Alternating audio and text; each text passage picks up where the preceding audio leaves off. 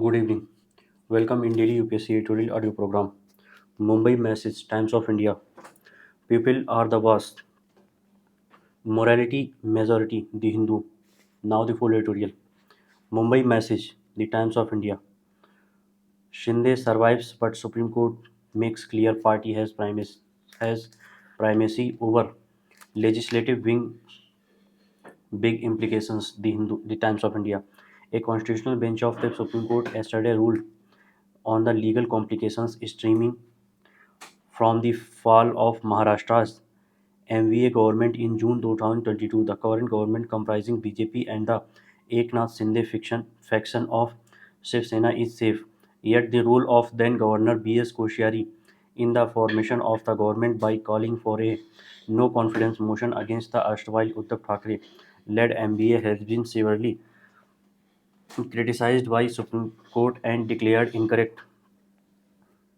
However, as Thackeray resigned before the floor, floor, floor test, there is no legal remedy available now, the bench said, but it is still a consequential judgment that will not henceforth be used to judge the legality of defection-led changes in government. Supreme Court has used the Constitution's 10th schedule mean to prevent opportunistic def- defections as the reference point to reach its conclusions. The most important one is that the political party is superior to its legislative wing.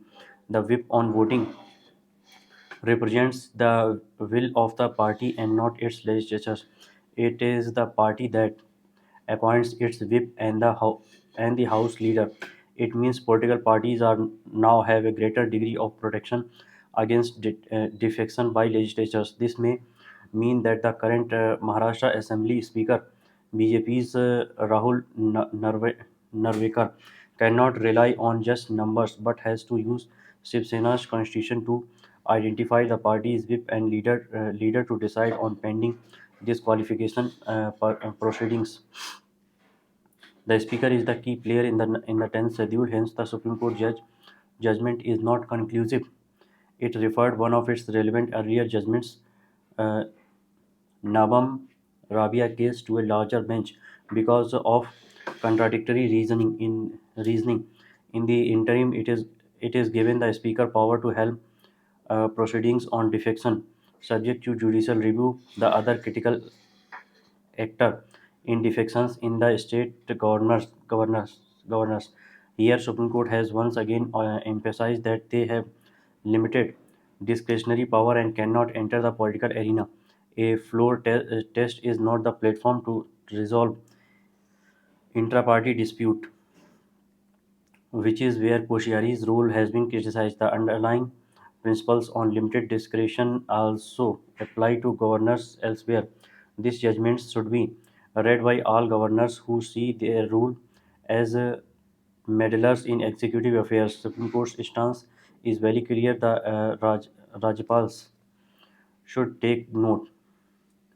People are the boss. Supreme Court judgment on Delhi government and LG reaffirmed the principles of representative government and federalism. The Supreme Court verdict that will hopefully settle the acrimonious dispute between App's Delhi government and the Lieutenant Governor. The issue was who control administrative services is a reaffirmation of federalism and the principle that people's choice of a government must matter.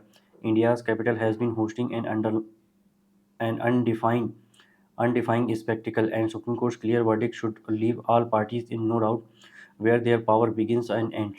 The political rivalry between BJP and AAP will sharpen, but that's all right in a democracy. What is not in schoolyard like fights every day.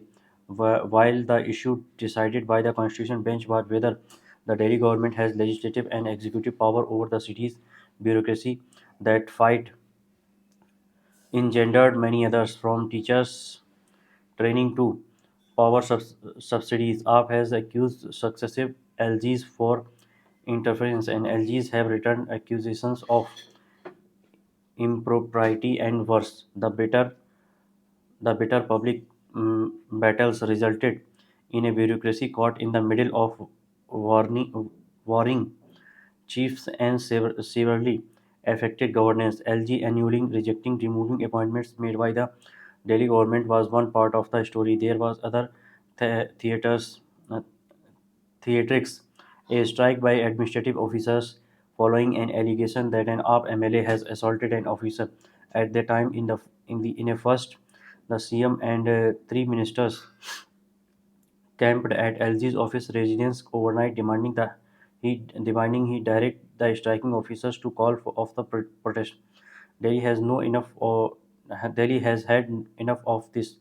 Supreme Court has said Government of India taking over executive powers of an elected government would completely abrogate the federal system of governance and the principle of representative democracy, and that the mm, permanent executive consisting of unelected civil service officers may act in ways that disregard the will of the electorate.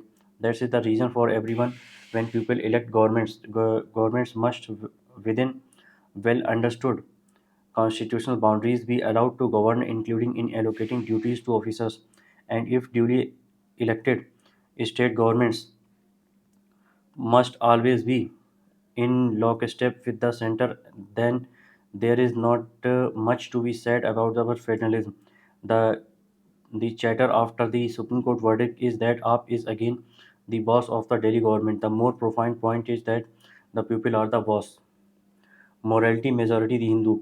Supreme Court verdict is an indictment of how regime change in Maharashtra, if often happens in litigation around political developments, that judgments underscore high principles but extend no relief to those impacted by breach of constitutional norms. The Supreme Court verdict on the political imbroglio in Maharashtra last year is one such. It is an indictment of the manner in which a regime change was achieved, but it does not alter the status quo. A constitution bench has ruled that Governor Bhagat Singh Koshyari has no objective materials to doubt the majority of the then Chief Minister Uddhav Thackeray, but had nevertheless asked him to take a floor test based on extraneous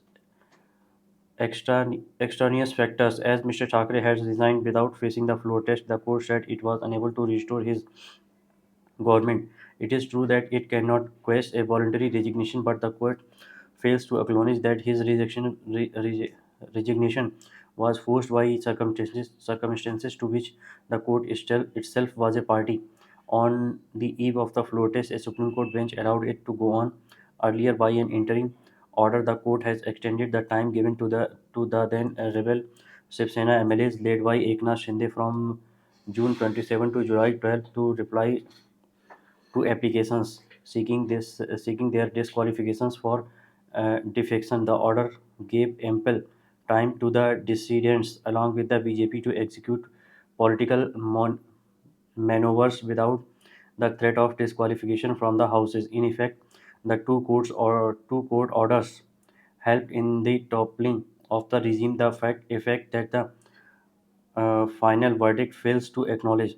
The Thackeray faction lost in the numbers game, a game in which time is of the essence of both rulers who need to protect their their flock, and dissidents who need to rope in enough defectors. Besides cautioning governors against treating internal problems of a ruling party as a possible loss of majority, the court has also clarified that whips and leaders of the party in the House ought to be appointed by the political party and not the legislature party. This has a bearing on whose whip is binding on legislatures in the event of a party splitting into two factions. It has also decided that the judgment in Nawam Rabia 2016 holding that a speaker who is facing a notice for removal from office should not adjudicate a disqualification matter under the anti-defection law should be reconsidered by a larger bench. This is welcome, as legislatures who have incurred disqualification should not be allowed to use a frivolous petition to remove the speaker to ward off their own disqualification. Mr. Thackeray can now claim a moral victory, but in the domain of political coalition, a legislative majority is seen as more important than morality. Thank you.